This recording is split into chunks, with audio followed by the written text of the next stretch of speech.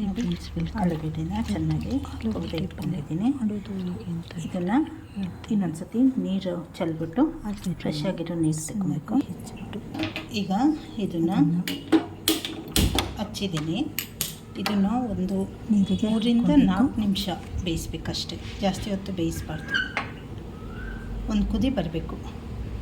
ಆಮೇಲೆ ಸ್ಟವ್ ಹಚ್ಚಿ ಒಂದು 5ರಿಂದ 10 ನಿಮಿಷ ಚೆನ್ನಾಗಿ ಕುದಿಸ್ಬೇಕು.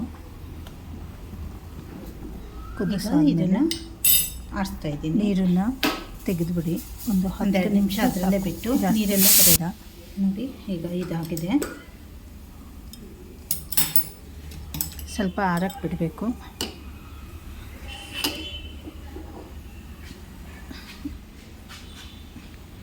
ನೀರನ್ನೆಲ್ಲ ತೆಗಿತಾ ಇದ್ದೀನಿ.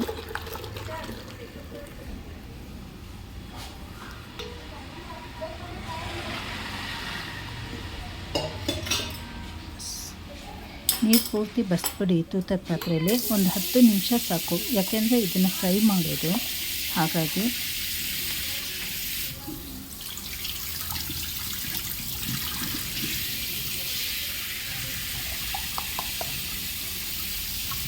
ನೀರೆಲ್ಲ ಒಂದು 5 ನಿಮಿಷ 10 ನಿಮಿಷ ಹೋಗಬೇಕು. ಕ್ಲೀನಾಗಿ ಡ್ರೈ ಆಗಬೇಕು.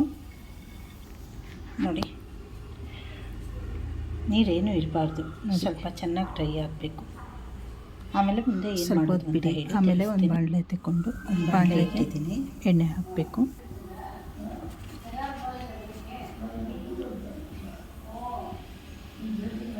ಎಣ್ಣೆ ಸ್ವಲ್ಪ ಕಾಯಬೇಕು.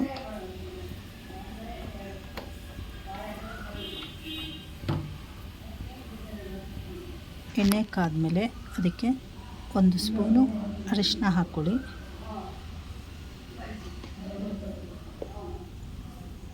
ಆಮೇಲೆ ಅದು ಸ್ವಲ್ಪ ಕಾದ್ಮೇಲೆ ನೀರು ಸೋಸಿದೆ ಅಂತ ಆಲೂಗೆಡ್ಡೆ ಹಾಕಿ ಚೆನ್ನಾಗಿ ಫ್ರೈ ಮಾಡಬೇಕು.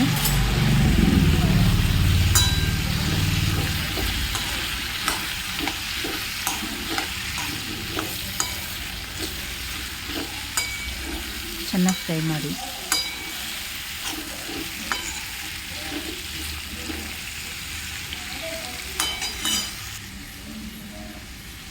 ಅದು ಕಮ್ಮಿ ಉರಿಲಿ ಸ್ವಲ್ಪ ಬೇಯಿಸ್ಕೊಬೇಕು, ಯಾಕೆಂದರೆ ಅದಕ್ಕೆ ಮತ್ತೆ ನೀರು ಹಾಕೋದು ನಾವು.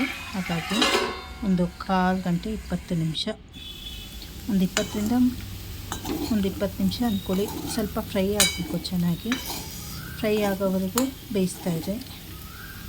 ಒಂದು ಸ್ವಲ್ಪ ಮಧ್ಯೆ ಕೈ ಆಡಿಸ್ತಾಯಿರಿ, ಇಲ್ಲಾಂದರೆ ತಳ ಹತ್ತುತ್ತೆ.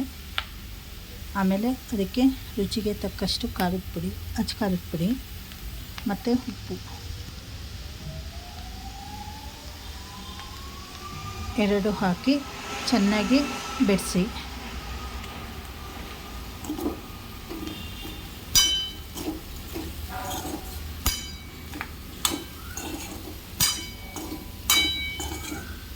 ಉಪ್ಪು ಖಾರ ಹಾಕಿದ್ಮೇಲೆ ಒಂದು 5 ನಿಮಿಷ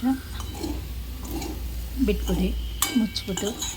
ಅಲ್ಲಿಗೆ ಇದು ಆಲೂ ಫ್ರೈ ರೆಡಿ ಆಗುತ್ತೆ. ಇದನ್ನು ಚಪಾತಿ ಜೊತೆ, ಹಾಗೆ ದೋಸೆ ಜೊತೆ, ಅನ್ನದ ಜೊತೆ ತಿನ್ನೋಕ್ಕೆ ತುಂಬ ಚೆನ್ನಾಗಿರುತ್ತೆ. ಇದನ್ನು ಟ್ರೈ ಮಾಡಿ. ಹಾಗೆ ಹೊಸದಾಗಿ ಯಾರ್ಯಾರು ವೀಡಿಯೋ ನೋಡ್ತಾ ಇದ್ದೀರಾ ಸಬ್ಸ್ಕ್ರೈಬ್ ಮಾಡ್ಕೊಳ್ಳಿ. ಪೂರ್ತಿ ವೀಡಿಯೋ ವಾಚ್ ಮಾಡಿ, ಲೈಕ್ ಮಾಡಿ, ಶೇರ್ ಮಾಡಿ. ಧನ್ಯವಾದಗಳು. Thank you for watching.